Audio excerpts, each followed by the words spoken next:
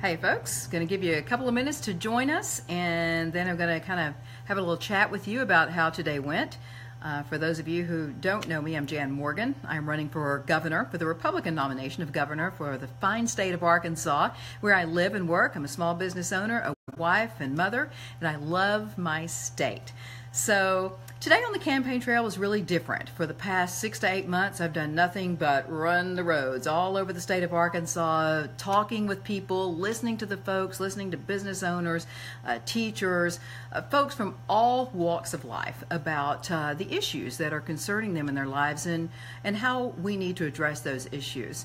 Today, however, was different because instead of running the roads, I actually spent my time in Little Rock doing my first television interview with KARK TV, Channel 4.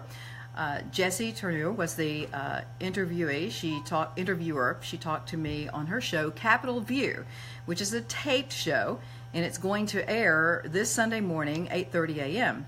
For those of you who do not live in the broadcast area of KARK, I promise you as soon as they release that interview by a website, internet link, I will post that so that you can take a look at how that went. You know, it's very rare these days when you find people in the news business who are professional, fair, and balanced.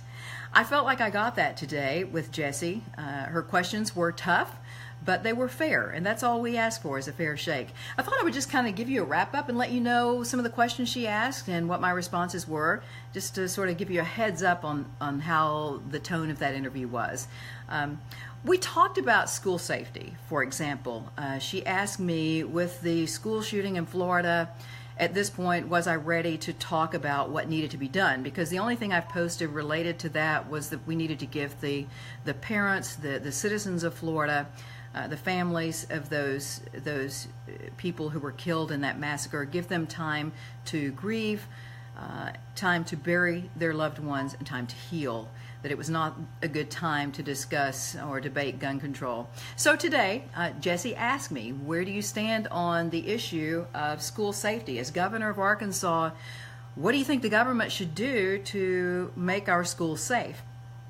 And this was basically my response. You know, from day one, I have tried to clarify that I am the candidate who wants to put more freedom and more money back in the hands of the people. And with that in mind, I think the last thing that people of this state want is for Little Rock politicians to tell them and to dictate to them in the form of unfunded mandates what they're going to have to do to make their schools safe. I think that the parents in the state of Arkansas and the school districts in every community will get together and they will decide, they will come to an agreement and come to some great solutions for their individual communities and school districts on what are the best ways to keep their schools safe. I think that the last thing we need to do is get more government involvement. And I am hoping with the Republican trifecta that is also the direction that our legislators decide to take. Anytime you get the government involved, that means your liberties shrink.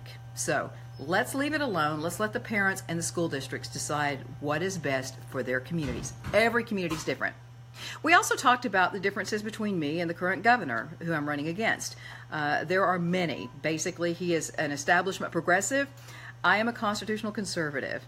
That is a vast difference in the way a person views leadership.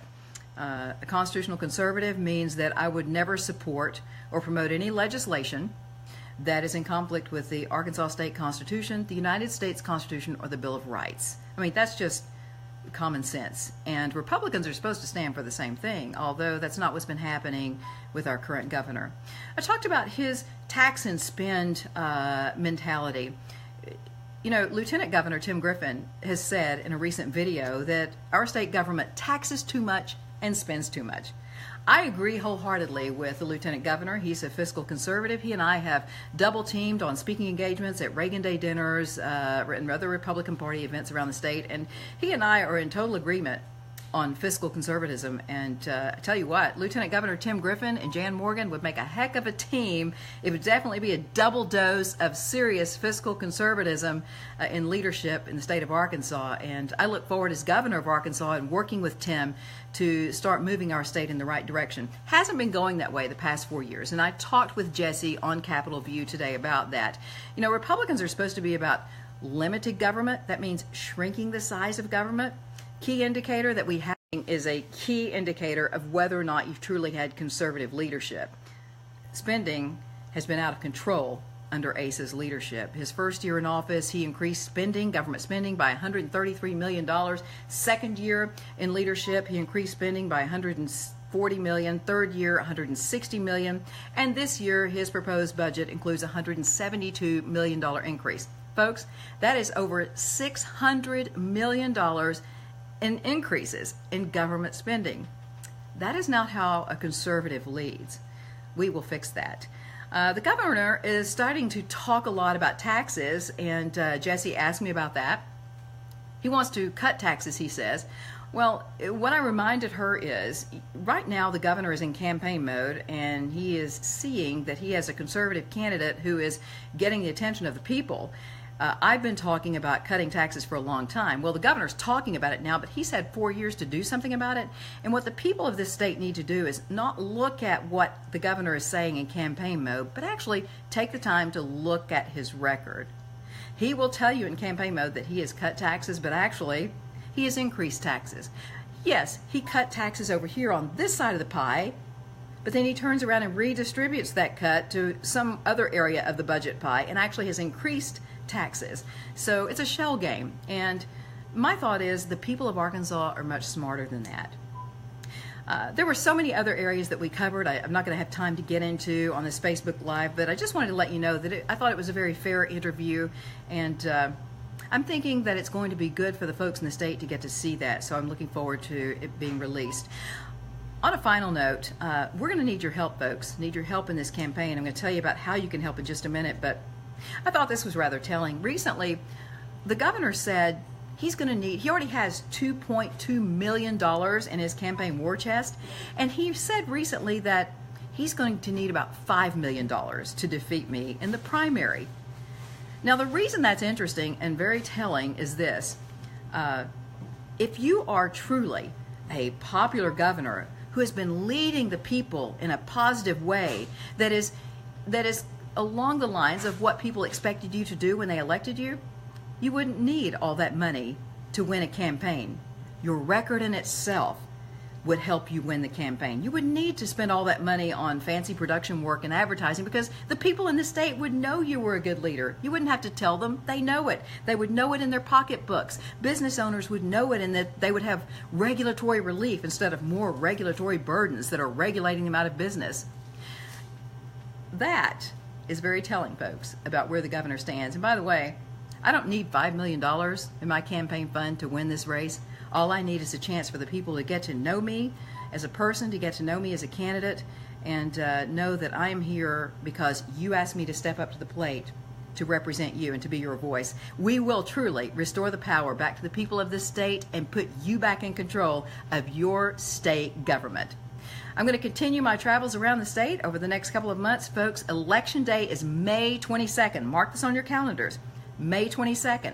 I need you to show up at the polls, and I need you to vote the Republican ticket and vote for Jan Morgan, and then we'll help you take your state back and fix this out-of-control government. On that note, between now and then, I would really appreciate your support. There are several things you can do. Talk to your friends. Share my Facebook post. I'm putting the information out there that you need, the facts out there that you need to get your friends and neighbors to vote for us and to help us win our state back. Also, I could use your financial help.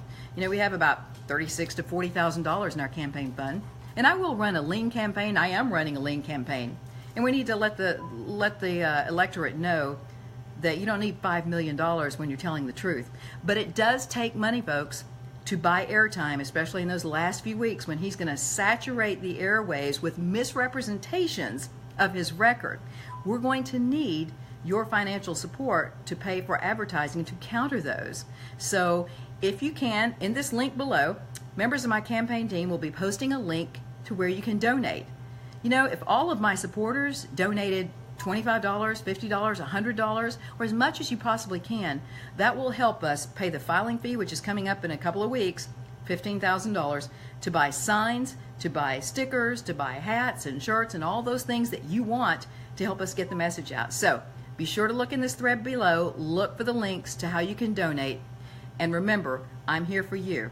We will win this election. Thanks, folks.